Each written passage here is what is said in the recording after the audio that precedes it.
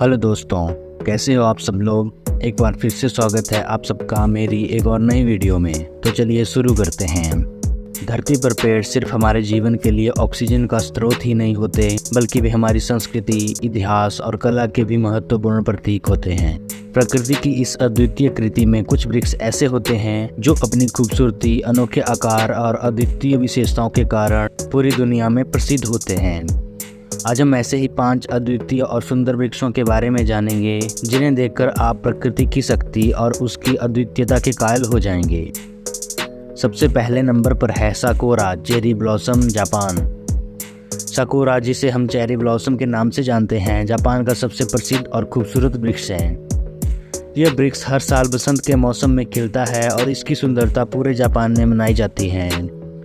साकुरा के फूल गुलाबी और सफ़ेद रंग के होते हैं और जब ये पूरी तरह से खिलते हैं तो लगता है जैसे किसी ने आसमान से गुलाबी बादल जमीन पर बिछा दिए हों। साकुरा के फूलों का मौसम बहुत छोटा होता है, लेकिन इसका प्रभाव इतना गहरा होता है कि इसे देखने के लिए दुनिया भर से लोग जापान आते हैं। साकुरा न केवल अपनी सुंदरता का प्रतीक है, बल्कि यह जीवन में अस्थिरता और उसके क्षणिक होने का भी प्रतीक है।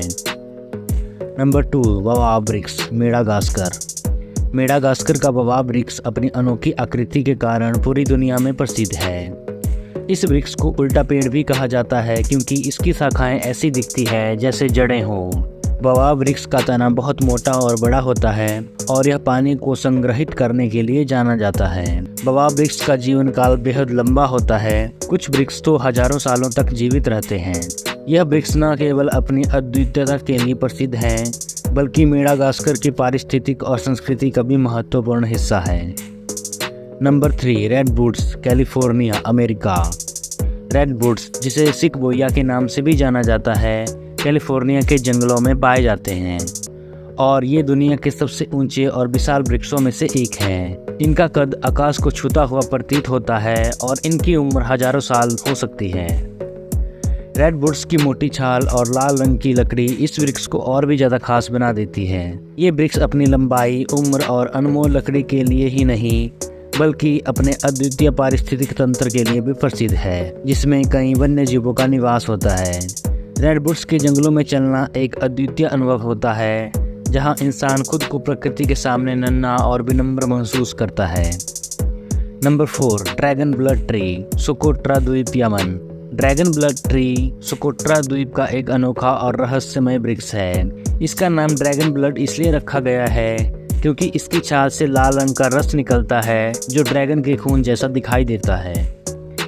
इस वृक्ष की आकृति बेहद अनोखी होती है। इसकी शाखाएं घनी और छतरियों की तरह फैली होती है, जिससे यह वृक्ष दूर से पहचान में आ जाता है। ड्रैगन ब्लड ट्री का यह रस पारंपरिक दवाओं, रंग और अन्य विभिन्न प्रयोजनों में उपयोग होता है।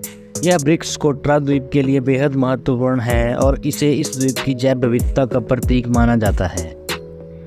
नंबर 5, जकार्डा वृक्ष, दक्षिण अफ्रीका। जकार्डा वृक्ष, जिसे नीला गुलमोहर भी कहा जाता है, दक्षिण अफ्रीका के जंगलों और शहरों में पाया जाता है। यह वृक्ष बसंत के मौसम में खिलता है और इसके फूल नीले और बैंगनी रंग के होते हैं। जब यह वृक्ष पूरी तरह से खिलता है तो लगता है जैसे किसी ने नीले और बैंगनी फूलों की चादर बिछा दी हो। जकार्डा के फूलों की छटा इतनी मोहक होती है कि इसे देखने के लिए लोग दूर दूर से आते हैं। यह वृक्ष न केवल अपनी सुंदरता के लिए जाना जाता है, बल्कि यह दक्षिण अफ्रीका के कई शहरों का भी प्रतीक है। ये 5 वृक्ष न केवल अपने आकार, रंग और अद्वितीय विशेषताओं के लिए प्रसिद्ध है, बल्कि ये हमारी धरती की विविधता और सौंदर्य का भी प्रतीक है।